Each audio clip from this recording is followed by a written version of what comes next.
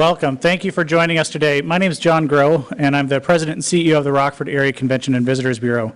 And I'm really pleased that you've joined us online as well as here in the room to discuss the state of the sector, the hospitality and tourism sector in the Rockford region.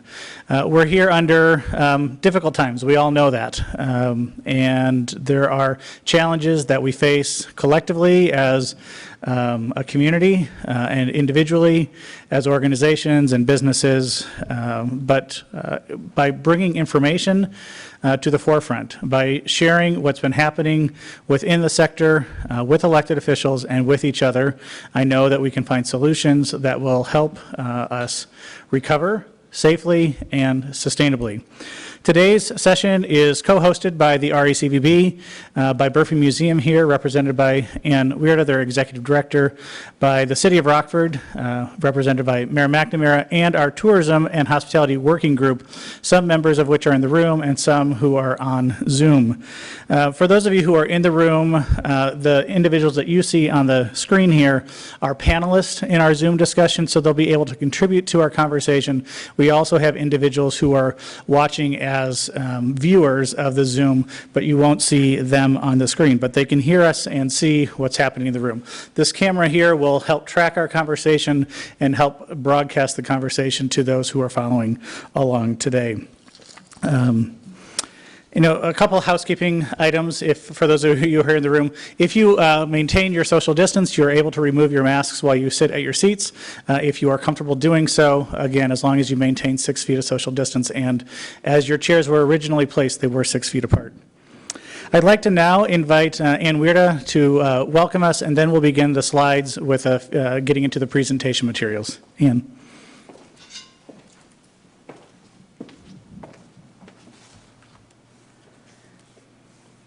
Hello, my name is Ann Weirda. I am the Executive Director of Burpee Museum of Natural History, and I'm really pleased that we have such a great number of people here today. I think the purpose of this discussion will open our eyes to some of the things that are happening within the tourism and hospitality sector. I am really honored to co-chair the committee with John. We're really doing some good work here as a committee, but also getting some real-time data to both the mayor and his committees to allow quick responses to our sector. I'd like to would you like me to start the first slide to define the sector? Have the mayor do a welcome. Very good. So I want to thank everyone for coming, and I look forward to sharing some specifics about not only the organization, but specifically Burpee Museum. Thank you.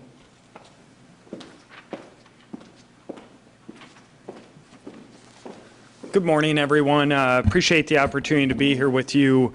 First, I just want to say a special thank you to John Groh and Ann Weirda for co-chairing the Rockford Rebounds working team for hospitality and tourism. Nothing like a non-paid, lots of work job on top of the rest of the work that they do for our community every day. So a sincere thank you on behalf of the City Council and the City of Rockford to both of you. So we started the Rockford Rebounding teams, and there's 10 working groups that are made up of roughly around 140 different members in our community who have expertise in specific areas.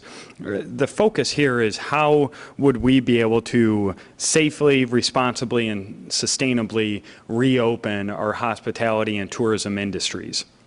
And I guess to understand the importance of this for the city of Rockford, when you think about economic impact, in 2018, the most recent numbers I found was the economic impact from this industry is more than $390 million on our community. That's a staggering amount of economic impact that we see just from this one segment. We need to remember that tourism, the shows, the concerts, the sports, the arts, and so much more brings in new dollars into our community. These are not just dollars that are revolving around those who live here. These are bringing in new people and new dollars into our city. We also have to understand that this investment also supports existing programs and also new investment and potential growth. I would also argue that one thing that you can't well, I haven't found a good way to quantify is the impact it has on our local residents. I would argue, and I think I could do it somewhat successfully, that the tourism and hospitality industry that so many of you represent really helps lift the sense of pride and the sense of place and the pride of where you call home if you're a Rockfordian or a resident of Winnebago County. And I think that is something that we've seen grow and grow over the last 5 to 7 years in the city of Rockford specifically. I think today is really important for a couple of things. One, it will provide us an opportunity to look forward. We all can say we're in unprecedented times, probably the most overused word in the last 3 months. But it's how we look forward, and I think there's a number of ways that we can do that. I think one is we can look at what our current strengths are and how we can rebuild on those current strengths. And I think if you close your eyes and you talk about the strengths that our community has, you start to imagine so many other places. And I don't think enough of our residents really have a comprehensive idea of all the strengths and assets we have, both natural, both man-made as well. You look at the sports tourism. We are the leader in our region for sports tourism. You look at arts and culture, a community our size that has a thriving arts council, a thriving art museum, has a Coronado Theater, has so many assets in our city, the public art that is in our community. You look at those assets. You look at other assets, Anderson Japanese Gardens, internationally known. Right where we're at right now, internationally known Burpee Museum of Natural History. We have tremendous assets that when you start talking about them, you think of some of the most major cities across the country, but we have them right here, and we have tremendous staff that are working in them each and every day. We have amazing restaurants. I think one of the things that you think about when you go and visit places, or at least me and my wife do, where are we going to go to eat? We have some of the best food and local chefs that you can think about. We have one with us today, at least one with Josh. You think about the Rock River, a river that's running through the core of our city that has that potential to bring us together and really unify us that we can leverage. You have the Rockford Park District that's nationally recognized every single year. I think we have over 120 parks, I believe, and I think we have over 40 forest preserves in our community. It's just astounding. You look at our Children's Museum, which is nationally ranked every year. This is all in our community. And then you have unique venues. I've mentioned Anderson Gardens, we have the Laurent House, and we have Starlight Theater, along with many others. And again, these are tough times, and I think rightly so, much of the discussion to date at the local level, at the state level, and at the federal level have been about those basic needs that our residents and the businesses need. Those basic needs are very real, and we should have tremendous emphasis on those basic needs. If it's food, if it's shelter, if it's help with a mortgage bill, if it's help with utility bills. But I think at this time right now, we don't need to take our focus off those basic needs, but we certainly need to broaden our focus and have an understanding of what's coming forward in the future that we'll be facing. Every person who's part of the hospitality and tourism industry right now is struggling. There's very few folks I've heard from that says, oh no, our numbers are great. I've heard a couple, but very, very few. The vast majority are struggling, and I think we need to, as we look to plan ahead, we need to have a better idea and really understanding of one of our greatest assets in our area, and that's the hospitality and tourism industry. I mean, right now, I've heard two different numbers, so I'll just give the variance. Between 6,000 and 8,000 people are unemployed in this industry today. That's a remarkable number. You look at that number of the $390 million impact that we're losing out on right now. So I think we do need to focus on those strengths that we have, and not simply just reopening, but how do we rebuild our strengths, and how do we build upon those strengths to have new assets in our community, to draw in new individuals and strengthen those that are already here. I do want to say a special thank you again to John and Ann for bringing us all together. A special thank you to all the elected officials who have taken time to be here, either in person or virtually. A special thank you to the two I need most of all, which is Alderman Frank Beach and Alderman Kevin Frost, for your advocacy for the hospitality and leisure industry in our community. And I'm really excited to hear from the organizations about those true needs that you have. So as we're developing plans at the local, state, and federal levels, that we can hear about those, as someone mentioned to me earlier today, those silent pains. And I think this is a safe space to say we understand that we need to take care of those basic needs of residents, but we also do have to have a discussion, and we would be hurting some of those same residents if we didn't have a discussion like we're having today about the hospitality and tourism industry. So again, thank you for allowing me to be here.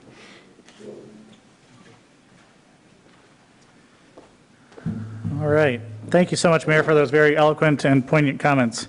I want to recognize who's in the room, so those of you who are following along online know who's here. I'll just go down the row. Representative Maurice West, thank you for joining us. Senator Steve Stottleman, currently out of the room, but he is here in the building. Senator Dave Severson. Here on behalf of Representative Joe Sosnowski is Kate Kelly. Thank you. Alderman Kevin Frost from the City of Rockford, as well as Alderman Frank Beach from the City of Rockford. David Anderson, who is a board member with the RACVB. He is here on behalf of our board.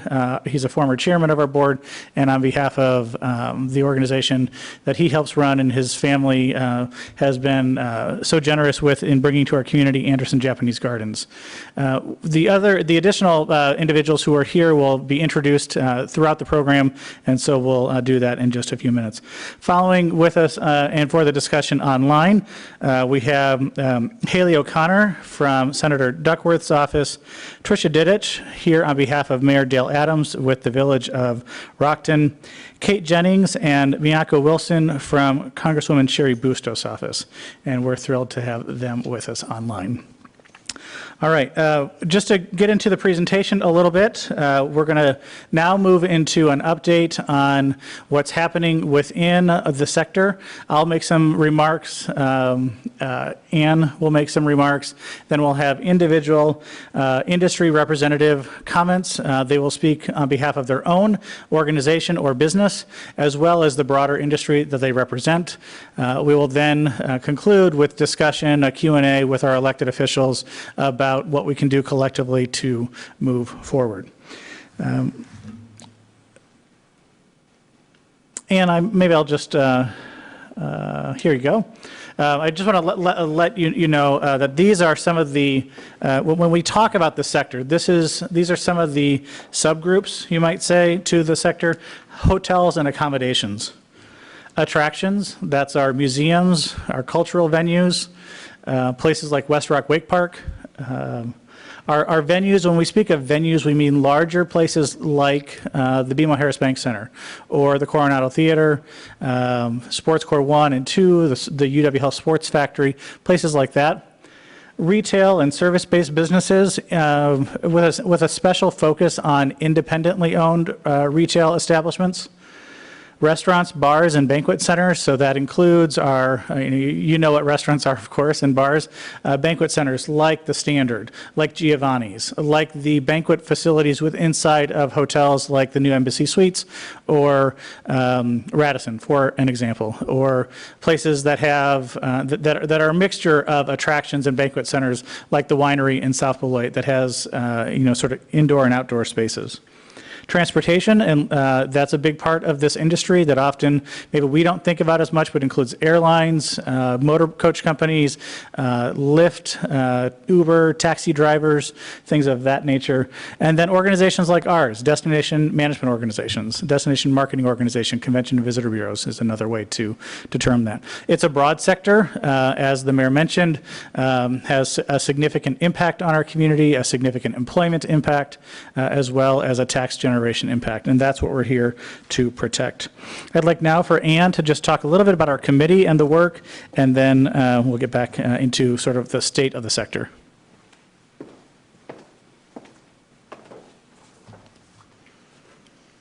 So our committee really has some clear defined purposes that we've been focusing on.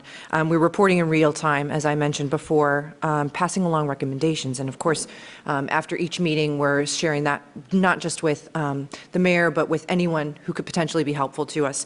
We're helping the industry to be ready and open safely. And that's really where the Clean Hands, Open Door pledge originated with our committee work, which we've then been able to share with a large group, and hundreds of businesses locally have taken that pledge, and that is helpful to communicating both consumer confidence and also best practices in facing this pandemic for our business owners. We're also trying to help to secure as much federal and state aid as possible, which, you know, is a difficult task, but we're working on it. And of course, building our cultural momentum, because as the mayor mentioned, you've got to focus on what our good things are, what our strengths are, and how we're going to build off of those as we face this pandemic and move forward. You know, as I look at this and we work together, it's been an interesting trajectory that this group has had, because I felt that the group faced the problem with extreme optimism. And then we had time go on. Then there was some opening, there were some challenges, and it's been interesting to watch our team, and I'm so thankful to everyone that's on this team and devoting their time, go from optimism to total heartbreak, back to optimism, you know, and then the next call it's dismal, it's wonderful, it's dismal, it's pain. And the pain that this group is feeling and the way we're supporting each other in our journey has been an unforeseen advantage of this group, in some ways a support group emotionally as well. And so here are the individuals that are in our group. There we go. These individuals I can't thank enough, and like I said, they're not only a group of people that are sharing their experiences and planning for next steps and how we can advance our city together, but I think we're supporting each other with ideas, emotional support from time to time. This is a difficult time and a very painful time, and it's been a great advantage to have such a great group of individuals. I'm not going to read their names out loud to you. You can see that on the slide, but certainly these are some fantastic people within our city, and of course there are so many more, and each of us on the committee are reaching out to others, getting their ideas and their feedback, and then of course bringing that back to the group, which has been really critical for us. And I want to thank those of you that are here today. David Anderson is here present. I know that Vicki is calling in. I know Alderman Beach is here, thank you. And I want to thank all of you that are participating via Zoom, not just on our weekly meetings, but here today too. So thank you so much.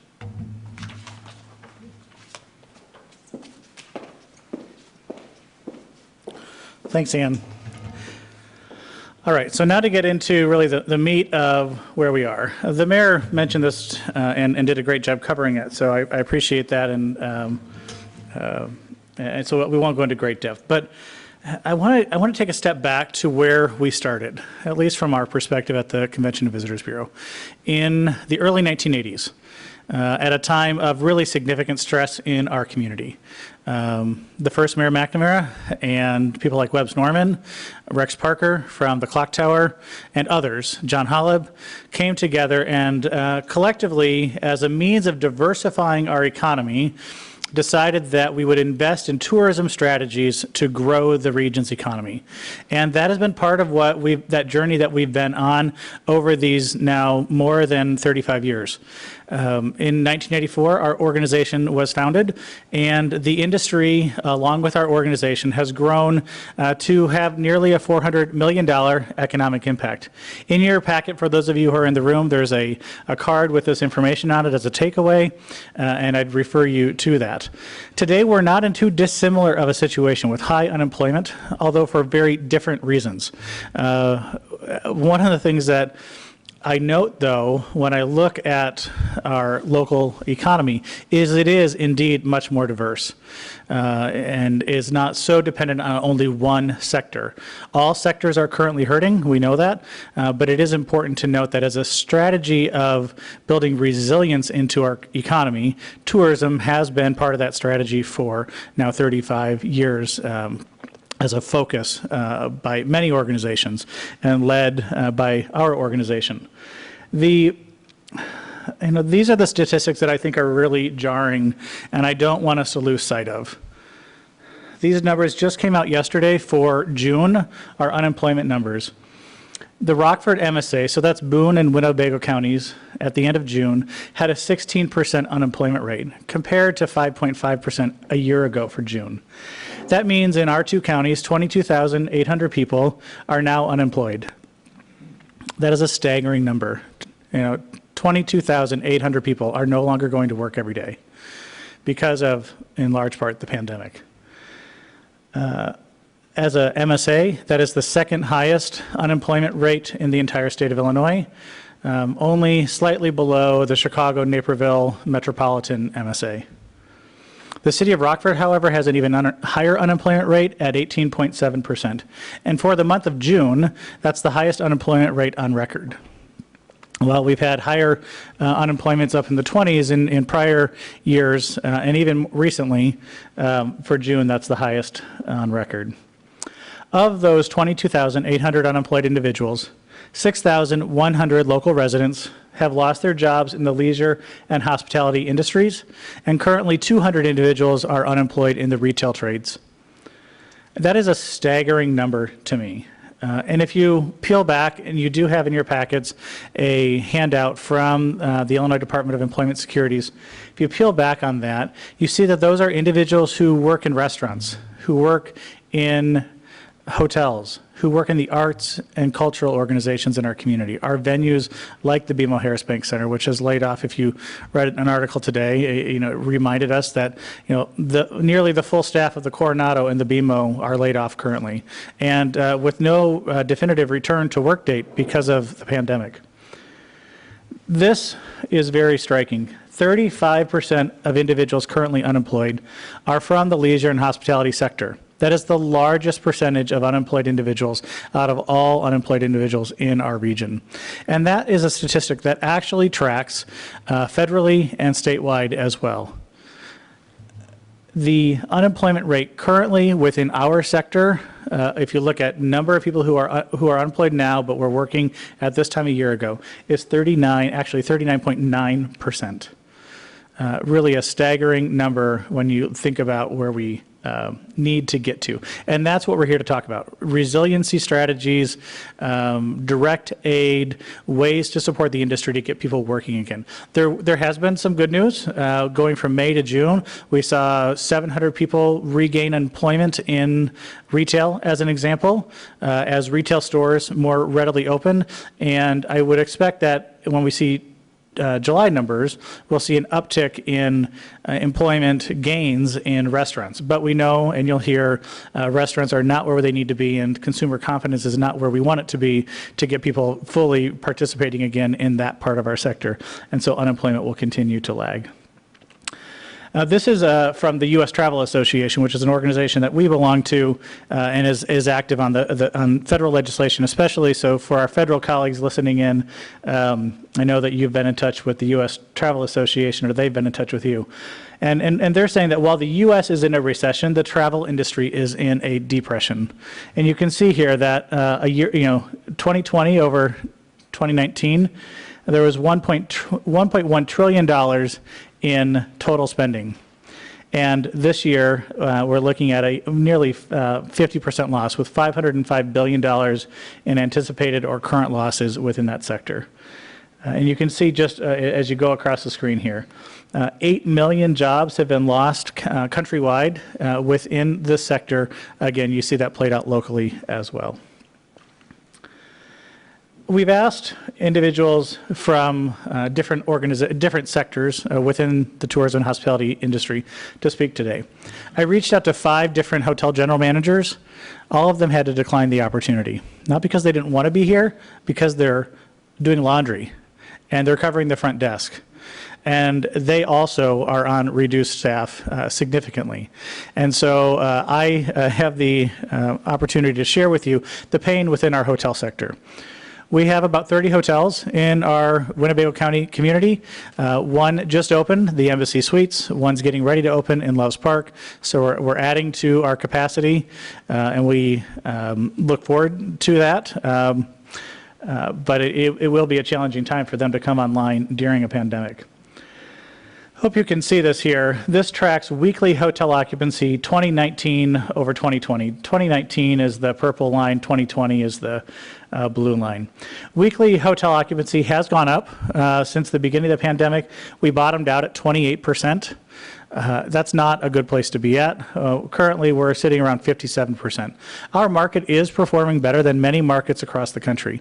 That's driven by our interstate location and our select service nature of our hotels. And as play begins to resume at our sports facilities, will be hopefully increased because of a safe return to play. I would tell you that luxury destinations, resort destinations, communities that are dependent on convention centers or corporate travel are significantly hurting. Those are things that we've always wanted to have be true about our community, but currently we're benefiting, so to speak, because that's not a core part of our business.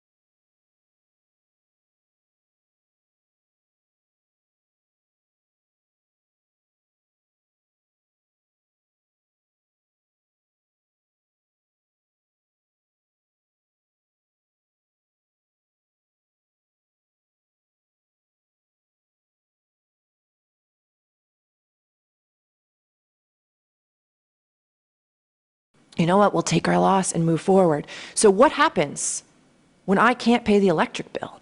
So how do I fix that? Well, we're looking at reclosing again. If we're only bringing in a third of our income, that doesn't pay for us to stay open. So do we hunker down and we say this pandemic will eventually end? And we hunker down, we close down, I go down to maybe one full-time staff. Maybe I go to one part-time staff. The problem is this. Burpee Museum has several items, including Jane, that are through the Bureau of Land Management. So we basically are a research repository, which is a very fancy word for we're allowed to keep these things because we have certain research programming going on. If we stop that, the Bureau of Land Management can take those back because they're really they're from federal land. They belong to all of us. They belong to the taxpayers. And Burpee is the research organization that has the permits and the approval to care for Jane and share her with the public, and that is what we're doing. But what if we don't have that? We give Jane back. We give Homer back. We give Pearl back. We give, okay, we can fill in the blanks. And what is Burpee Museum when we lose that? You know, I think that's an important thing to consider. So, you know, I am very concerned. And that is the point of my talk today. But I don't want to also tell you that, you know, everything is dismal. I mean, I'm busting my tail. I will do everything I can for this museum. I've done it before. I'll do it again. We're being creative, but we also need help. And if I don't verbalize that, then you know, then I think that opportunity is lost. So thank you so much for listening. I want to now turn it over to my dear partner and friend, Sarah Wolf, who runs my neighboring organization, the Discovery Center.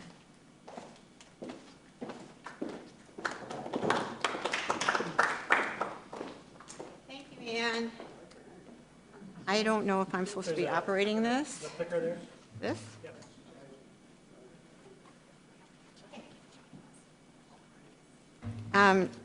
Before I talk specifically about Discovery Center, wanted to talk about all the museums in Rockford because Burpee's experiencing pain and so are the rest of us. And I don't think that's a secret at all. We've had some newspaper articles talking about our museums and our attractions and what's happened to all of us during the pandemic, some more extreme than others, but still we're all in this together. So I think we work very cooperatively. We actually, all the children's museums in the state of Illinois have pulled together because it's really challenging to not have any interactive things for children to do when you're an interactive-based museum. And so we've been working collectively.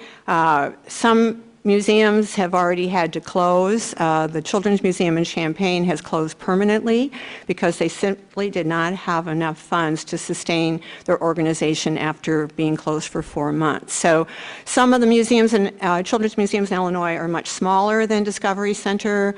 They're coming up with ways to survive. One of them is going to start running a child care center rather than a museum for the next foreseeable future because they're allowed to run a child care center. They can meet all of those contingencies, I guess, that are established, but they can't run their own museum. So it's kind of a real challenge to figure out, we've got this wonderful space, we have an audience that's dying to come back to us, and how do we balance all of that? So as I said, there's a phone call later today. I didn't ever intend to go into politics, but you find yourself in a situation where, as Ann said, you'll do anything you can to keep our community vital, to provide quality experiences for the people who live here. Certainly, as a tourist attraction, we play a significant role in that. Last year, Discovery Center had 156,000 visitors come through our doors. And that's a big part of our budget, which you can see. We have a $2.1 million budget, and in the first 4 months, we lost $486,000. So gulp, that's a lot of money. And just in the first 20 days of July, we've brought in $50,000 less than we did in the first 20 days of 2019. So our story isn't unique, but it is painful, as Ann said. In the first 4 months of this year, we had 431 events canceled. So that's over 100 events a month. 185 of those were spring field trips, and we know there won't be any fall field trips because that's already been established. We haven't had any summer field trips because we canceled those because we really didn't want to encroach on the visitors who could come, because when it gets overrun with a field trip, then they can't even get close to having a quality experience. So we were able to open with the support and help of the city and with the Winnebago County Health Department. We don't look and feel like we always have, but we're still able to serve a good number of people, and by good, I mean 50 or fewer in each session that we have. So we're following all those guidelines, and we're really encouraging people to be outside in our fabulous Discovery Park for a part of their 2-hour visit, because there's a little more freedom out there, and people love it anyway. It's summer in Rockford, so that's all to the good. We have laid off 38 of our about 57 employees. We were able to hire back some of, these were all part-time. We've been able to keep a full-time staff of 12. We did get a PPP grant, thank goodness, and it's run out now, but that's okay because we're keeping everyone busy. People who didn't used to spend time on our floor now are, because we're taking in groups of 5 or 6 at a time. So everybody is hands-on. We're not necessarily changing sheets, but we're sure changing roles quickly and very flexibly and very willingly, because people who work in museums are pretty passionate about what they do. Again, on a I forgot, John, I have to do this again, don't I? We were asked to talk about future impact, and a thing we worry about a lot is our staff is of such high quality, but they can't continue to work for us if we can't afford to pay them, and so we're going to lose them to some other industries or some other states possibly. So we worry about that, and we certainly worry about the lack of revenue coming in. We do so many things that people don't necessarily know that we do, but we do offer free field trips to all of the early childhood programs, all the Head Start programs. Just so many different field trips are funded by us because we have had that luxury of having money left over at the end of the year, and we just rededicate it to the children who live here. This summer we did STEM kits. We followed the Y when they were taking food out to the neighborhoods for the children for lunch, and we had free STEM kits for every child to take home, and we did that over a series of 5 weeks. So again, when we run out of those kinds of resources to do things that are so important in our community, I think we call those basic needs, then we're going to be running such a tight budget just to try to hang on to the quality staff that we have and to provide the services that we can. So it's uncomfortable, and we also know that when the economy is down, so is the philanthropy quite often. With understanding, you know, people are watching what's happening to their own nest eggs, and they have to make some very serious decisions about what they can afford, what they can support. So that's also a part of this whole mix, is most of the federal dollars and the state dollars have been dedicated through the COVID-19 funds to the basic needs. And museums just don't line up with that in the minds of government. So we will see another possibility coming along, and then we read the criteria and realize, well, no, this really isn't possible for museums to apply for this kind of grant or this kind of funding. And that's nationwide. That's not unique to Illinois at all. It's every museum in our country, and as Ann said, about 30% of those are predicted to not be around a year from now or 2 years from now. So it's not a real positive picture, but again, people are passionate about what they do, so they can get really creative with it.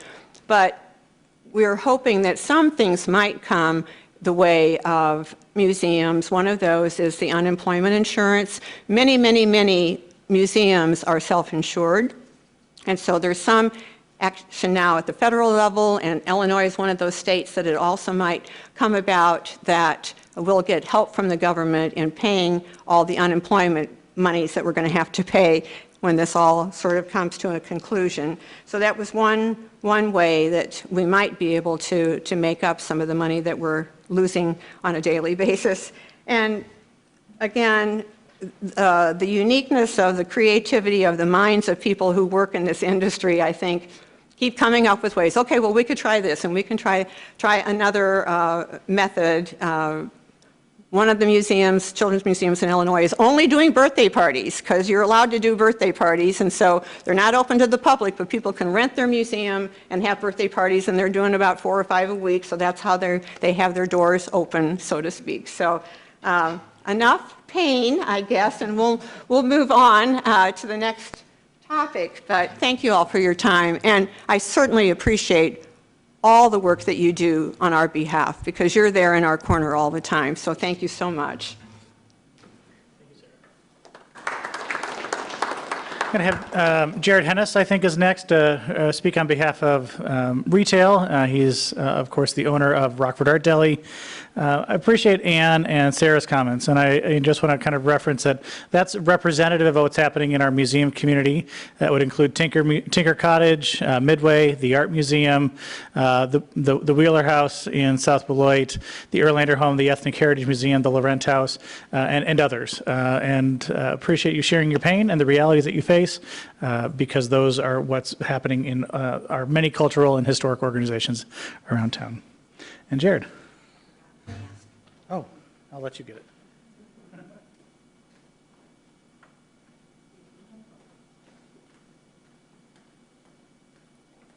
Hi, Jared Hennis, Rockford Art Deli. So I've actually been downtown for 16 years, living and working out of the building I've been in. So I've actually started in the basement and worked my way up to the second floor and then out of the storefront level, which we've been at about 8 years now.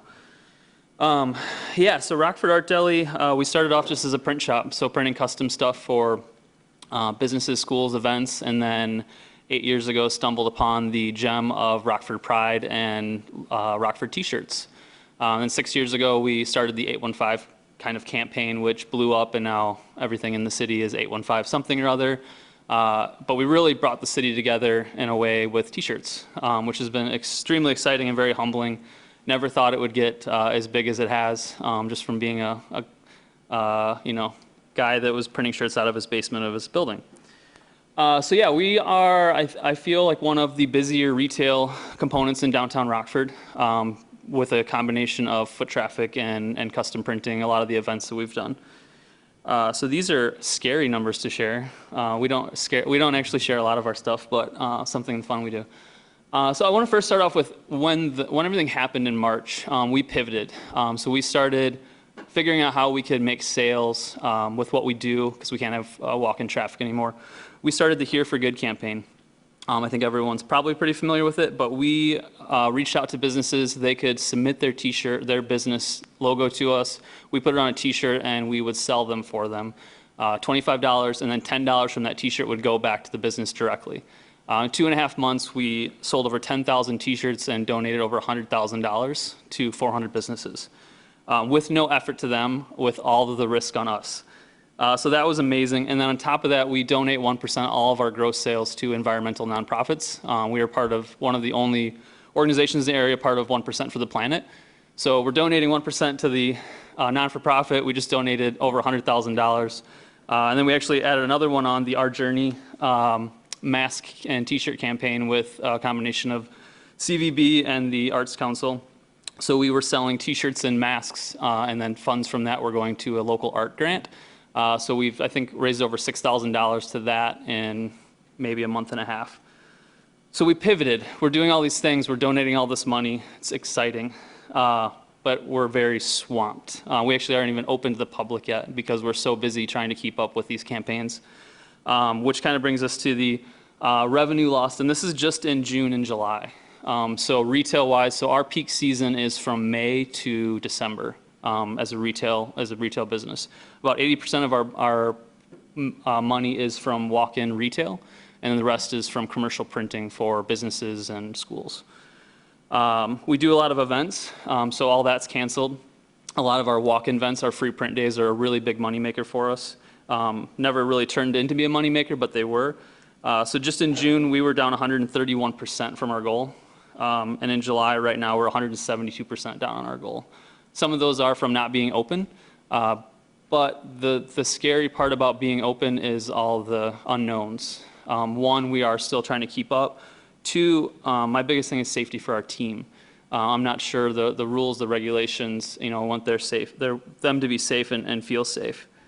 Starting in May, we have the city market, which is a really big thing for the downtown. Foot traffic, 6,000 to 10,000 people a day come downtown.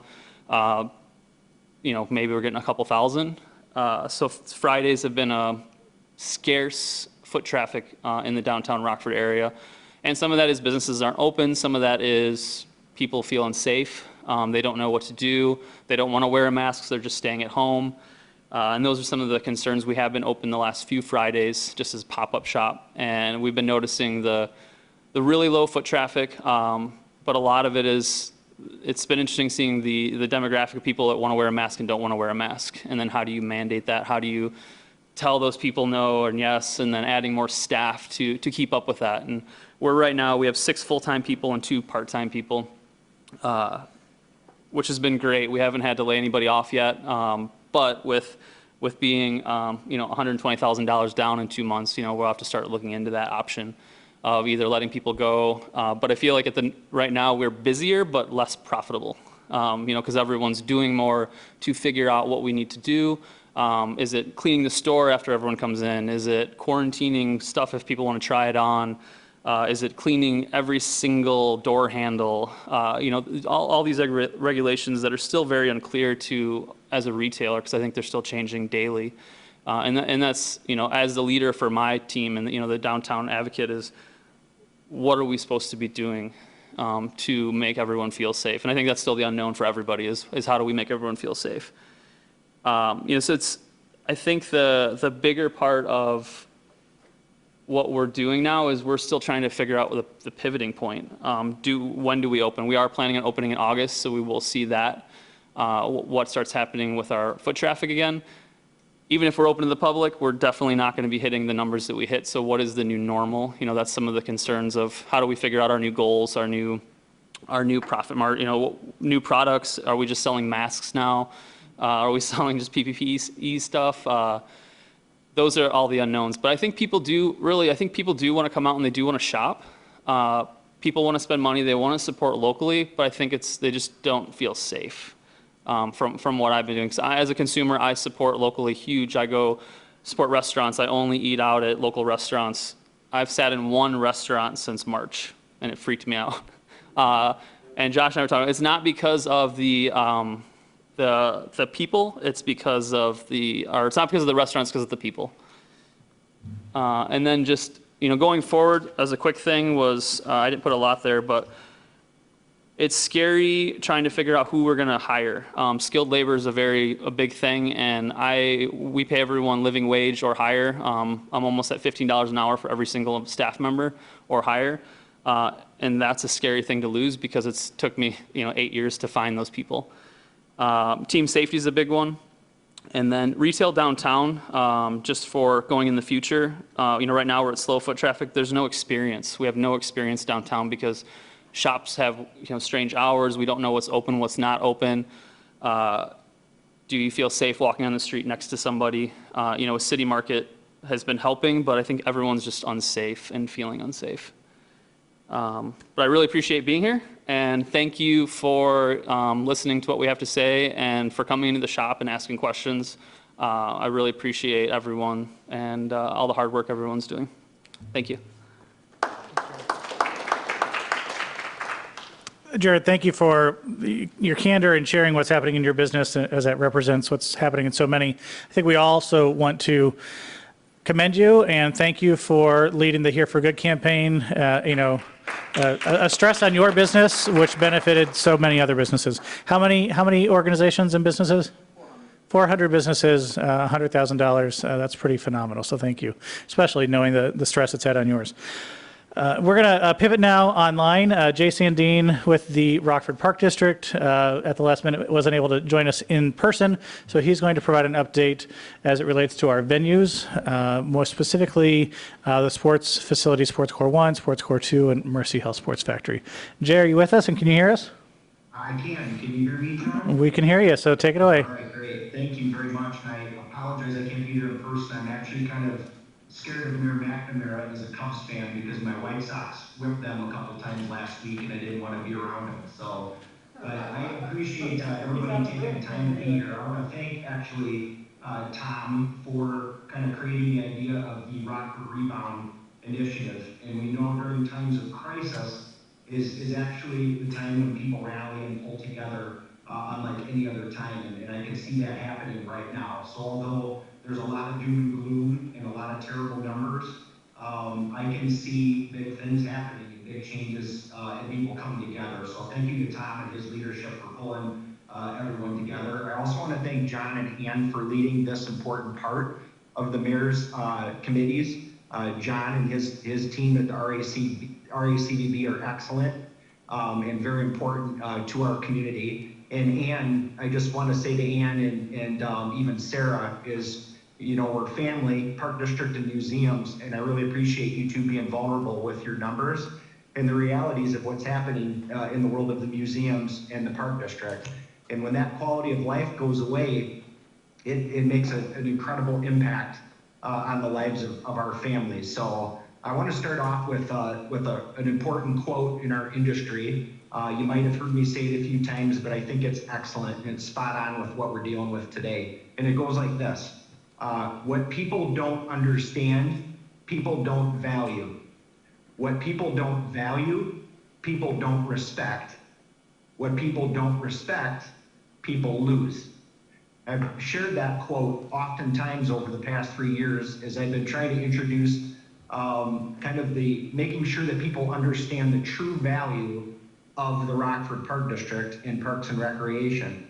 We are way more than just soccer games and neighborhood parks. That's what a lot of people see as the Park District. So I've talked about things like our role in reducing juvenile crime, increasing people's property values, increasing the health and wellness of our community, which also decreases the overall cost to provide health and wellness care.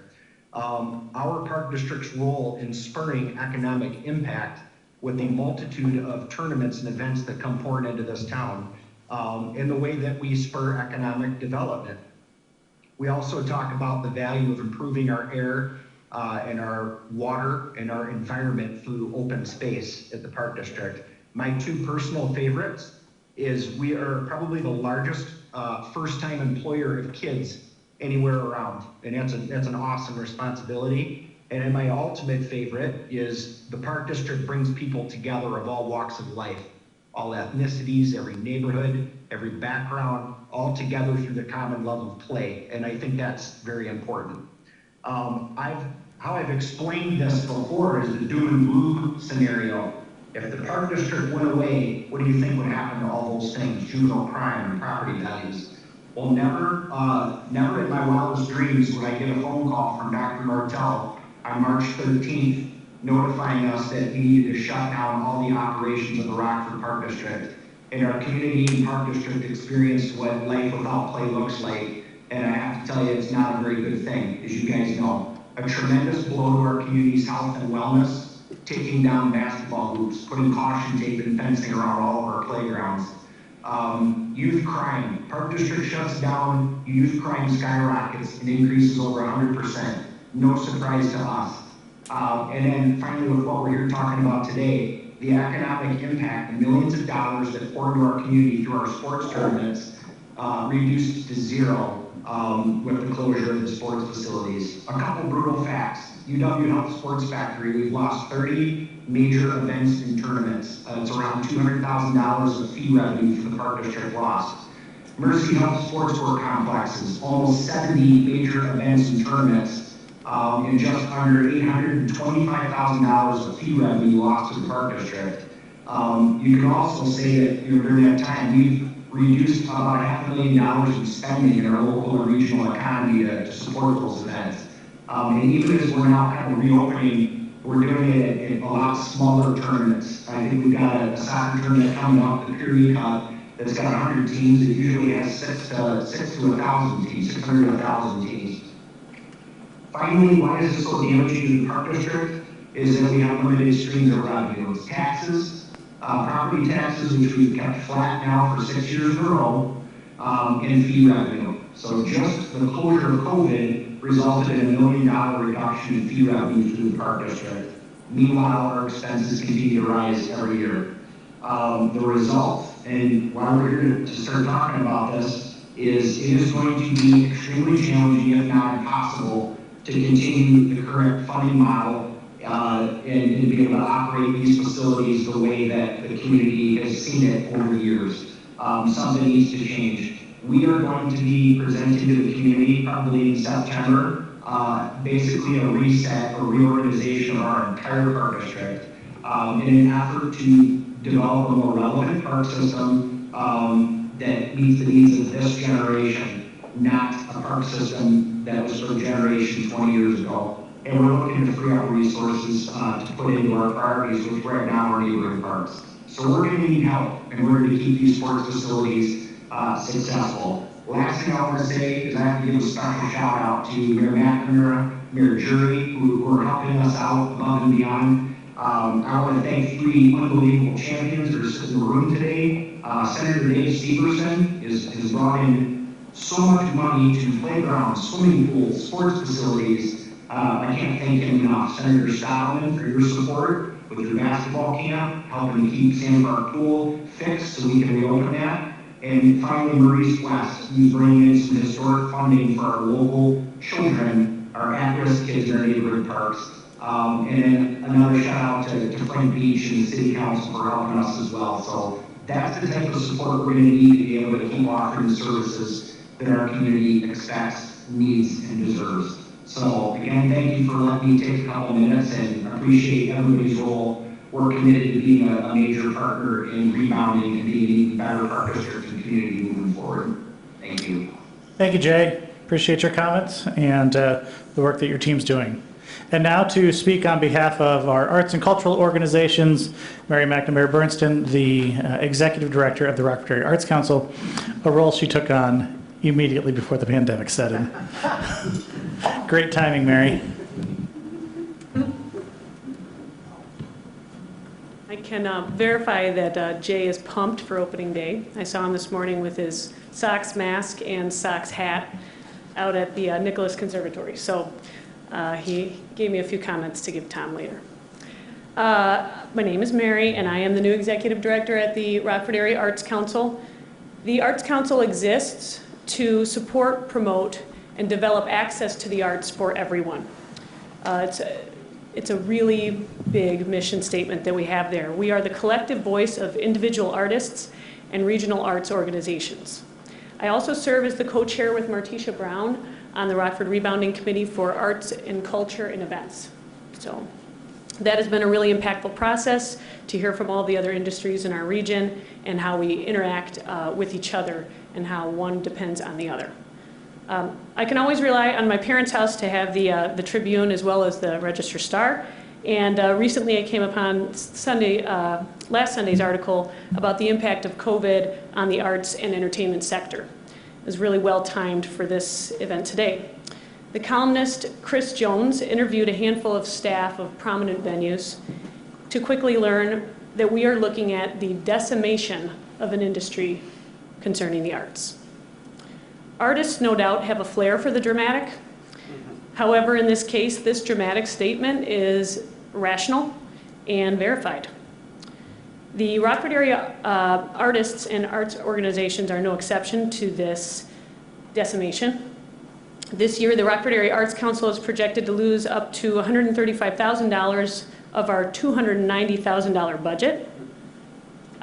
Like most organizations, in the arts, we are a membership organization, and we have a strong team committed of 2 full-time and 1 part-time employees committed to combating this projected loss. And I think we can do it, seeking public and private funding opportunities. Currently, we are projecting that we will cancel 7 major events, and I think that's on the first slide. 7 major events or programs. Those are regional draw programs. That's me. Sorry, guys. Am I the forward button? Thank you. So those are 7 major regional draw events and programs. Because of the PPP loan, we have not experienced layoffs, but most arts organizations are on the verge of dramatic staff reductions. I would have to agree with the Tribune's Chris Jones. He stated that the PPP loan did not fit well with the arts. It meant that workers were retained when there was really little work for them to do. And it may have made more sense, of course, hindsight's 2020, it meant that workers were retained when there's little work to do, and it may have made more sense to apply the initial funding to plan for the arts organization's recovery plan rather than the short-term relief provided by PPP. But the current concerns of our arts organizations include the following. Not surviving. Not being able to meet the expectations of our mission statements and the financial obligations. Reduction of staff leading to lack of personnel resources to navigate the onslaught of legislative, private, and in-kind funding opportunities. They're all good, but with staff reductions, they're really hard to keep track of and to fulfill.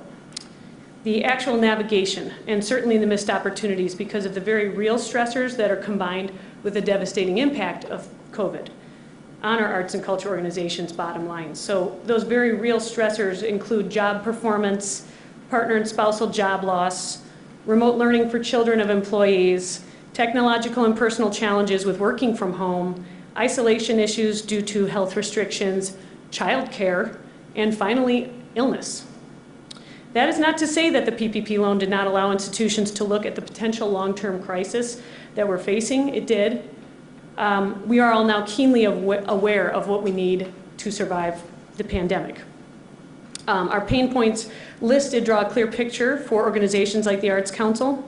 I'll just take a quick moment to provide an illustration of what a seemingly small loss for one event at the Arts Council could mean for our region. So programs like the regional biannual gallery walks that the Arts Council hosts with over 35 venues twice a year, we get about $150 per venue that participate in that biannual gallery walk. That gives the Arts Council roughly $5,200 to support, promote, and develop the arts for our region for that event. This number does not include the sponsorship and in-kind dollars involved in the program. If there is a dramatic reduction in those venues, we are already seeing about half of those venues that are even interested in participating this fall. It would be about a half of the money, so it'd be about $2,600 revenue stream for the Arts Council, with the additional losses that come with that. They would include and are not limited to the loss of membership renewals for the Arts Council from those venues, the loss of sales for artists, the loss of revenue for the venues, the possible loss of the venues themselves, local businesses and galleries that are not able to survive, loss of regional traffic to our downtown stores, restaurants, businesses, loss of access for minority populations to display and perform, loss of staff hours due to reduced demand, and then loss of funding and performance resources for local artists and arts organizations due to the reduction of the Arts Council staff.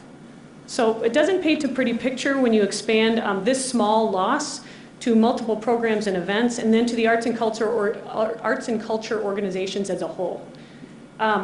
To combat these losses and the organizational needs that we are seeing, having met with them a number of times recently, I would say that 2 kind of come to the top. Grant opportunities and state and federal funding for community-wide virtual platform to meet the current and future needs of our region. We need technological assistance at these types of arts organizations.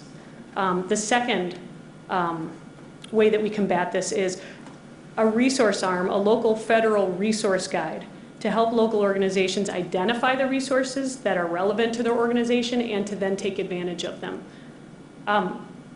I just want to thank the legislators today for being here and listening to these tough losses. They're very real concerns for the Arts Council and all of the arts and culture organizations, and we're really appreciative to have your ear today.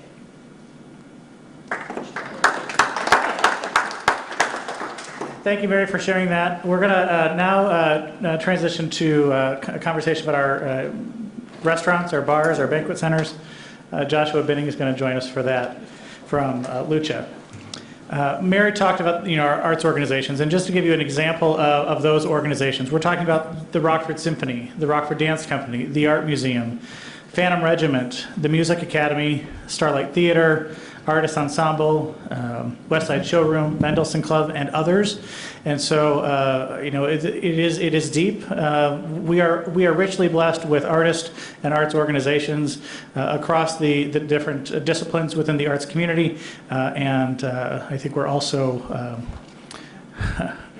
richly concerned about the future. So thank you for sharing those comments. Joshua, please join us and talk about what's happening within our restaurant community.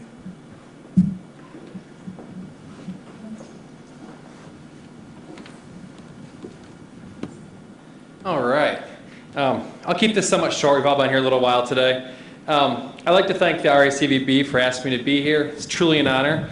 I'd also like to thank everyone in the room and people on the other side of the camera here for taking the time to hear what I have to say. I stand here before you today as a success story. You see, I'm an independent restaurant owner, and independent restaurants in America have seen their revenues decrease on average of 51% since the COVID outbreak shuttered many of our restaurants back in mid-March. I and Lucha Cantina are a success story because we're only down 34%. Yay me. It seems like years since March 16th, but it was only 16 or 18 weeks ago. March 16th is the day I told 2/3 of my staff that I no longer had jobs for them. I wasn't laying them off because sales were down or because we'd done a bad job. We're laying them off because we were forced to close our dining operations. That was literally one of the worst days of my career. I remember telling my staff that night, this is just a bump in the road, and we'd be back really soon, probably in a couple of weeks. Well, we're past a couple of weeks at this point. Since reopening for limited dining service in late June, I've had some of those very people come back to work, but not all of them. I've had several of my staff members permanently move out of state for opportunities in states that were more open than the state of Illinois. I've also had staff members who've made decisions to stay in unemployment as our sales numbers just aren't high enough for them to earn the kind of income they made previous to our shutdown. Not only has COVID been hard on our staff, but it's also been hard on the business as well. While our sales are down 34%, our expenses have not followed suit. Rent does not go down when the government closes your doors. Insurance does not go down either. The very insurance that we thought would cover disruption in sales seemingly doesn't cover this kind of disruption in sales. But the premiums get pulled every month. To keep us afloat, our kitchen had to keep running, but that means at full steam, which means my utilities haven't gone down significantly. The things that didn't increase in our favor. Insecurities in our food supply chain saw the cost of goods significantly increase. Oh, and minimum wage increased too. When you write a business plan, you don't project for a pandemic to happen and your government to shut your business down. Independent restaurant owners like myself are without a doubt in a tough spot. That said, we're willing to find ways to make it. Oh, I should be showing you some interesting slides here. Our full-time equivalent pre-COVID was 25 employees. Since we'd opened back up, we're at 13.6 due to limited hours and limited operations. While we're a pretty resourceful lot, we aren't getting the help, and there are things that can be done to help us as restaurant owners. First, we need accurate and transparent reporting of COVID numbers.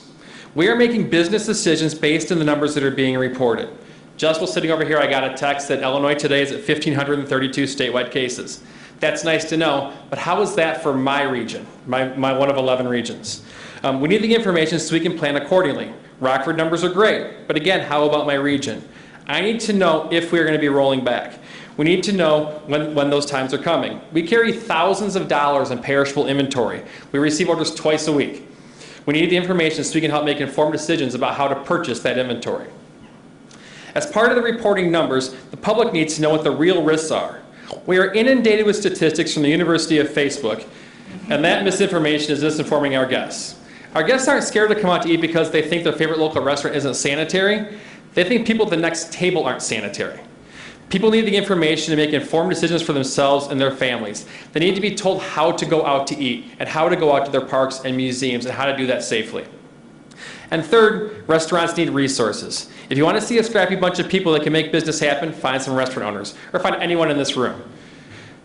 with access to resources, we can make our businesses fit this new model. We can start new businesses that will thrive in this new normal. But right now, we simply cannot do that. We're cash strapped and we're scared. Whether it be another round of PPP or access to low-interest, long-term loans from the SBA, if you get funds in our hands, we're going to work some wonders. Restaurants are the heartbeat of our communities. We're the gathering places. Community literally happens around our tables. Restaurants bring people together. If you want to save your community, bet on us. We'll make you proud. Thank you for your time.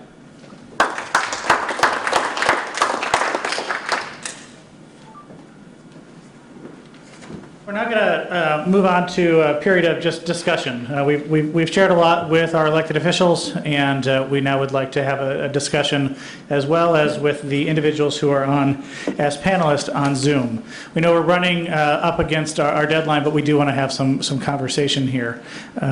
As we do have staff that are going to walk around with microphones, and between uses, they'll sanitize those. Is there any member of our gathered elected officials who'd like to make any comments to start, or ask if there are ways that at the state, federal, or the local level, you and your colleagues can bring solutions and help to the industry? Who wants to go first? Hey, John. I'll jump in. Senator Severson. One of the ways to stop the bleeding is how quickly can we turn back on. And our last speaker was good at talking about getting honest numbers out there. I think that's where shame on the media and some in public health for continuing this fear factor over and over again. We know that as the CDC has talked about, kids are safer in museums and schools than they are at home. And this concept that going out is somehow going to put you at risk, facts just don't bear that. And so I think there needs to be a better discussion about we need to get back out and open back up quicker and sooner, and that it's safe for that to happen. Just quickly, we're looking at schools, and we did some homework. There's not one reported case, not just in Illinois, but in the whole United States, where a child caught COVID at school, or a teacher caught COVID at a school, or gave COVID to a student at school. And yet, you wouldn't know that by listening to the media about how that is. So I think we need to really work with the media about getting this fear factor away and allowing a safe reopening. You are already doing the right things about keeping social distancing and protecting. So I think whatever you can do to help encourage better outlets so the public knows that it's safe to go out, I think that would clearly help. And lastly, with the numbers as well, one of the things that we need to keep in mind is, especially children, most of you are serving children, the number of cases of children coming out with COVID is so small, and the reaction is so small. But what's not small is, if you look at the state's numbers, the increases of depression, anxiety, suicide, violence. More children are being negatively affected by the results of these rules than they are by COVID. And so I think if we really are caring about children, we need to find ways to open these things up so children can get back interacting, socializing, getting back to a normal life. I think the community will be better served, but a lot of that has to just do with better education and the media doing a better job of not every day doing this fear mongering. I want to go to online. Does anybody from our elected official representatives on Zoom have any comments or questions for our panelists?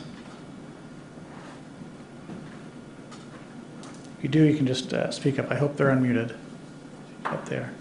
This is Kate at Congresswoman's office. Hi, Kate. Wanted to thank you for taking the time to put this together. It's always great to hear one-on-one, or in this type of setting, directly from those affected the most, so we can take that information back to the congressman I'm joined by a member of our legislative staff who's been working closely on all the relief packages in DC. We do hope that there will be more opportunities for us to help you here in the next few weeks. Again, anytime you have questions, please feel free to use our office as a resource. Ricardo is not, I know everybody there probably is familiar with Ricardo. He couldn't participate today, that's why you got us instead. But use him as a resource as well. Questions, concerns, please reach out anytime. Thank you, and thank you for what you and the Congresswoman and our federal delegation is doing. The negotiation of a next relief bill is very important to our region. I know that our municipalities and our county are looking to see that there's dollars included for those entities, units of government. Currently, I don't believe that is.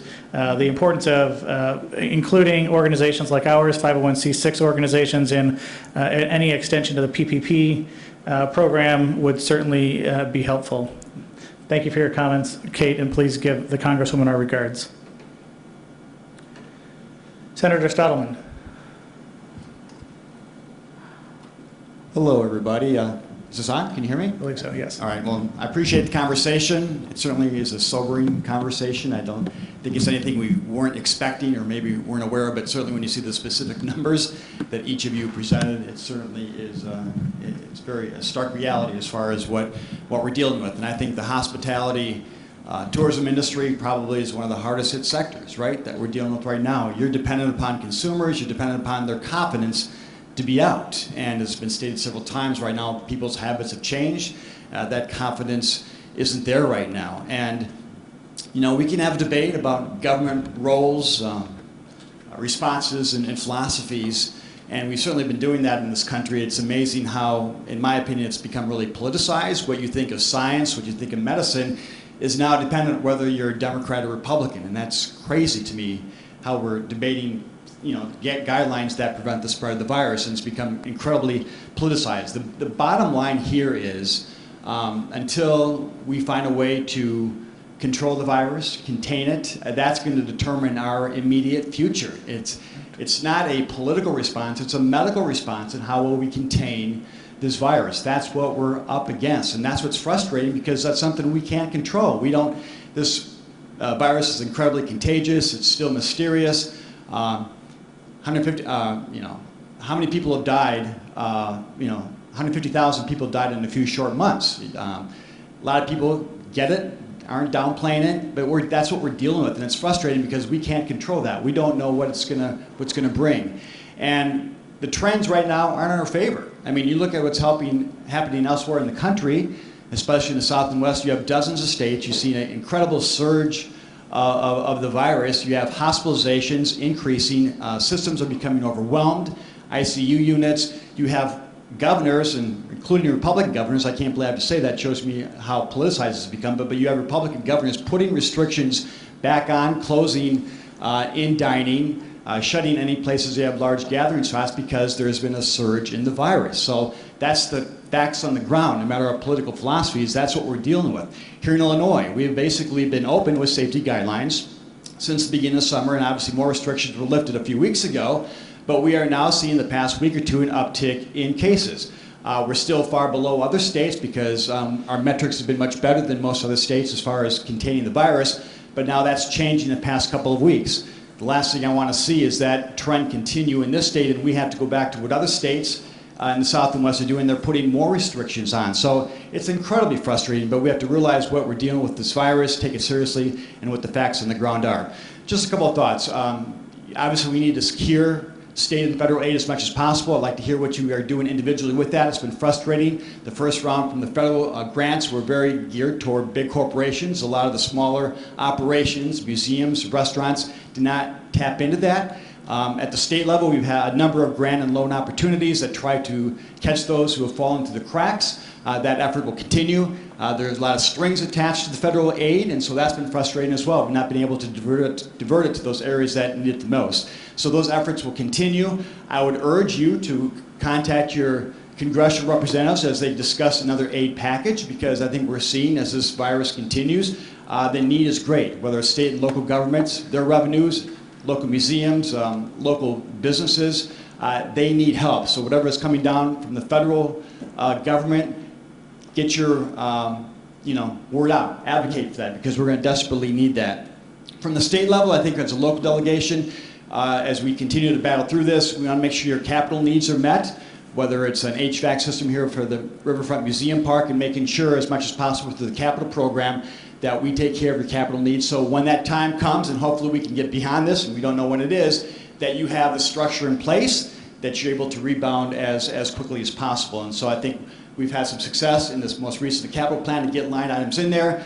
Of course, it's all very tentative. Our capital plan was dependent upon gaming revenue and motor fuel tax, and obviously those revenue sources have been greatly diminished, and so the timeline as far as the capital plan is still very much in flux as well. So that's another thing that COVID has really caused problems. There are also discussions at the state level as far as helping out with operational funds. There's been a relief fund for nonprofits, but obviously that's not enough money, but I think at the state level, conversations are continuing. What can we do to help nonprofits from an operational standpoint to get you through this period of difficulty? I just want to say we all want to get back to normal. This is frustrating. We want attendance to increase. We want the restaurants to get the customers back. But the best way to do that is to follow the guidelines, wear a mask so people feel safe. If we want to slow the spread of this, that's the best way we can do that, is doing the right thing, slowing the spread of the virus. That will allow businesses to stay open, museums to stay open, granted not the capacity that we want, but if we don't contain the virus, everything's going to shut down again anyway. Right. And that's got to be the key point moving forward. Wear the mask, take precautions, take guidelines. Most people are. We just got to continue that. Thank you, Senator. To the point of, as we transition to Representative West, the point of state level and the interplay with federal, Mayor McNamara had to step out, I think, because of a root canal, perhaps. So I really thought he might prefer to be here, but must be urgent. One of the concerns and challenges that we're aware of is larger municipalities received CARES funding directly from the federal government. Municipalities like Rockford are receiving them through the state. The state has enacted additional regulations and restrictions on those CARES funding. So I know there's been an effort coming out of the Illinois Municipal League that the mayor is supportive of, and maybe has shared information with our state delegation. So if you could look into that. I know that as we have put forward, Ann and I, on behalf of our working group, a request to the city and a request that will go to all municipalities to help fund recovery marketing when the time is right. Many communities, Tulsa, Irving, Texas, I was just talking to somebody from Stockton, California, are utilizing those CARES dollars for recovering-based marketing programs. With the current restrictions from the state of Illinois, we wouldn't be able to do that. So if you could look into that, we would certainly appreciate it. Representative West? Well, I just want to thank all of our speakers on today giving us the knowledge that we needed to understand what you're going through. I know every single one of you, I have relationships with every single one of you. Josh, it's nice to meet you. Looking forward to our relationship moving forward.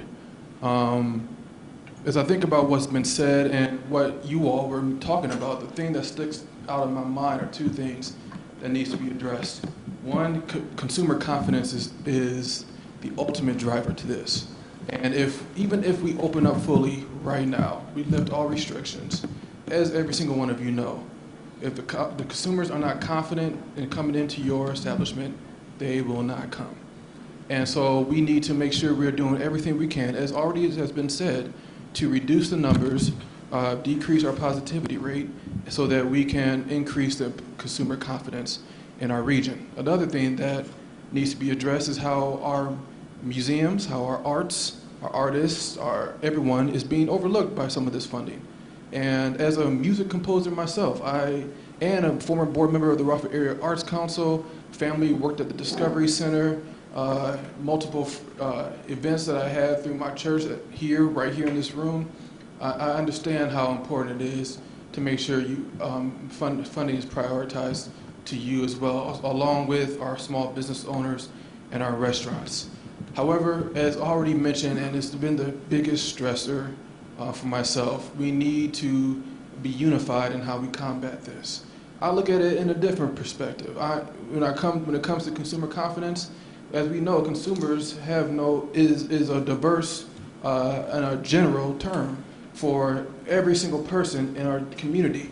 And when we are seeing people, black and brown people, dying at an alarming rate, contracting this virus at an alarming rate, I shouldn't even be here because I have a pregnant wife who's already high risk because of her age, and COVID has been seen that it affects the placenta.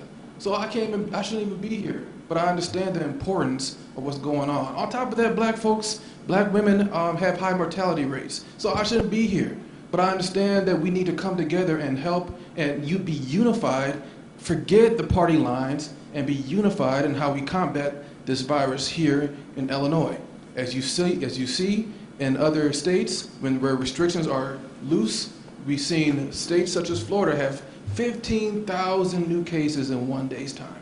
When we're up to right now 1,500, like you said just a minute ago, it's because we're doing what needs to be done, following the CDC guidelines of science behind to combat this virus.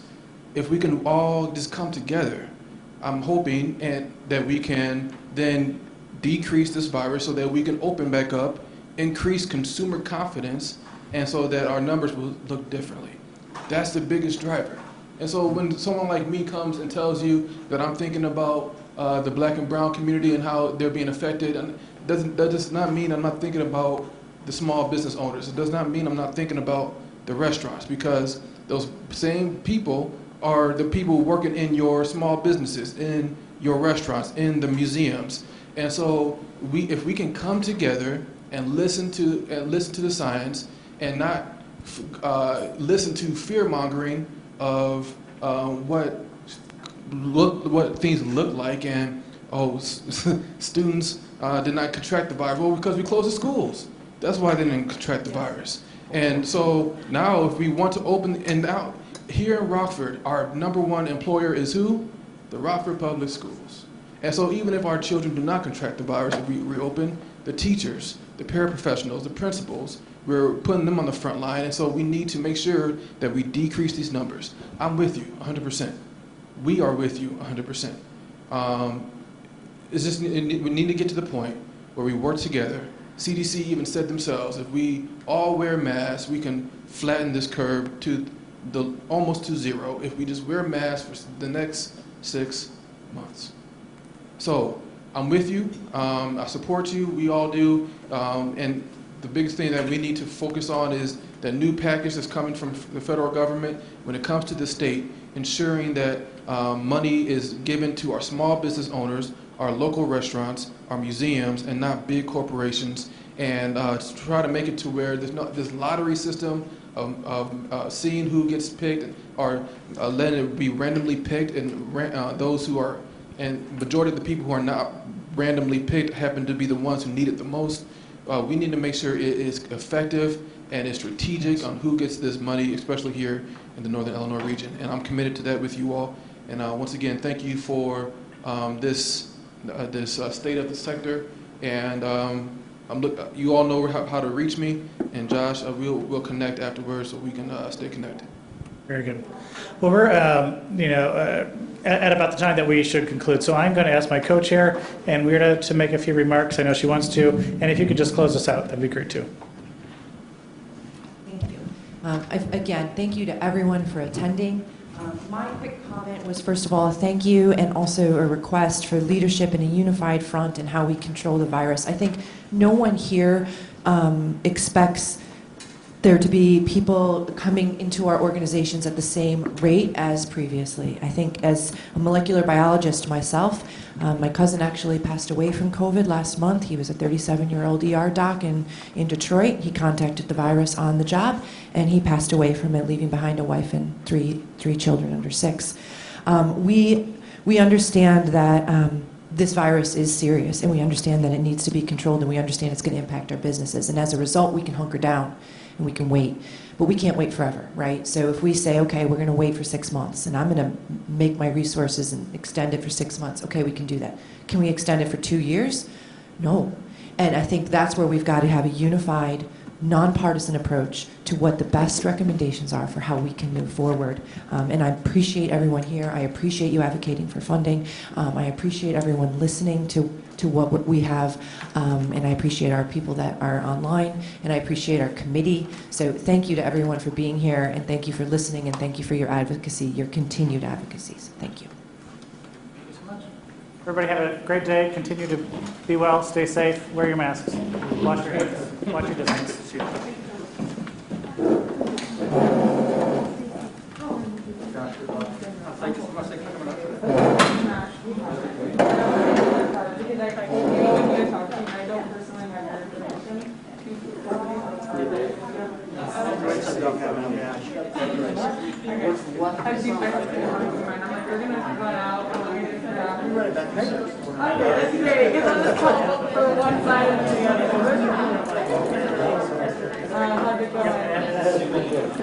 So, like, honestly, I kind of do everything that is immediate plan, a type of solution going forward.